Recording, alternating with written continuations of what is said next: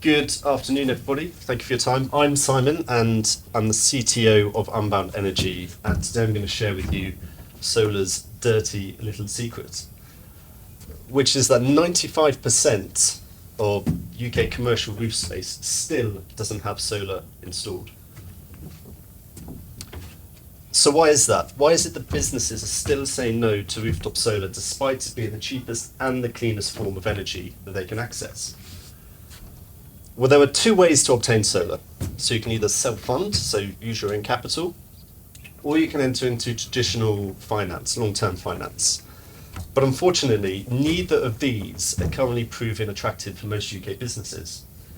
To illustrate this point, John Lewis have 500 properties here within the UK, and they've pledged to be net zero by 2035.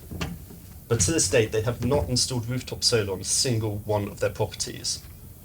The reason for this is they get a much better return on investment if they use their own capital for other business initiatives, so self-funding doesn't really make sense. On the other hand, their finance team will not sign up to anything beyond 10 years, so long-term finance doesn't make sense either, so they simply do nothing. So our solution to this problem is what we call solar as a service, where we sell the energy that we generate to the building occupier. Now, our short-term contracts start from 3 years so that they can align with property leases and other business objectives. We also fund and manage the installation, so there's zero upfront capex to the customer. And this means that our customers get the immediate benefits of solar without the long-term commitments. And that makes this proposition much more attractive. Now, many people think that approach is a little bit too good to be true, but we'll share with you a little bit of our secret sauce. So our origination platform enables us to dynamically price deals such that we can build a portfolio that enables us to cross-sell our customers' surplus energy within our own internal market. Now, that enables us to reduce our risk because we can still monetize the assets even if the customer doesn't renew or perhaps they go insolvent. And a reduction in risk reduces our cost of funds. And those things combined are what enable us to offer these more flexible short-term contracts that are more attractive to customers. And we've got the perfect team to take on that task. So Sioned Owen is an award-winning product designer with 10 years of experience in the energy sector, with specialisms in user-centric design and systems operation and deployment. Myself, I have 12 years experience within investment banking and asset management, having built trading systems to manage the risk on very large derivative portfolios. And Ross Fobian, our CEO, is an award-winning serial entrepreneur who founded one of the UK's leading SaaS platforms, a company called ResponseTap, and has scaled it to 24 different countries. So our top-down analysis identifies that the UK is a $13 billion market. And whilst we've singled out the UK to start with, we actually see a much greater opportunity beyond our shores, with Germany identified as a secondary market. In order to hit the 10 million tonne objective, we're going to be in multiple countries by the end of the decade, including America, the USA, America, Australia, and Japan.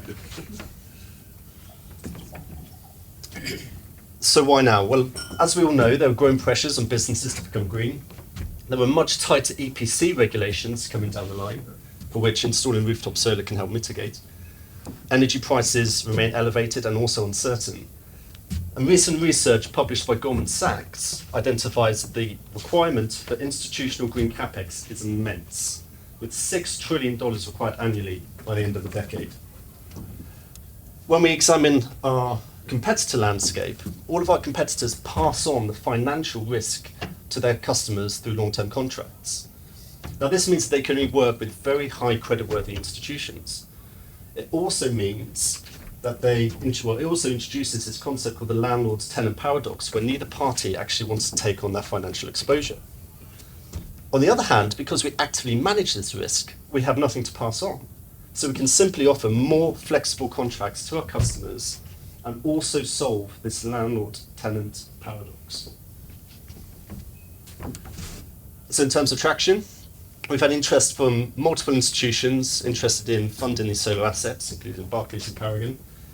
We've got a relationship with Linklaters, who are experts in securitization.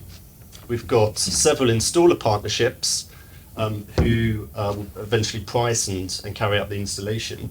And what's more, some of these installers have actually been bringing us deals that have been faltering potentially due to cost.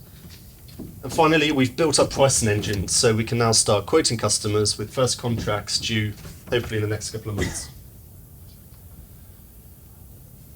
In terms of our timeline, we're now looking to do a £2 million seed equity raise. Now 1.2 million of this, or 60%, is going to be to fund 1 megawatt of solar assets, and that could be through venture debt or equity. Now that will give us enough energy generation capacity to be able to start trading energy within our internal portfolio. And it will also be able to enable us to demonstrate the real world implementation of our approach. The remaining 40% will be used to hire a development team such that we can start building the origination platform and also evolve our sales and marketing engine. So now that we've shared with you solar's dirty little secrets, come and join us in our vision to locally power every property with renewable energy. Thank you for your time. Thank you for listening.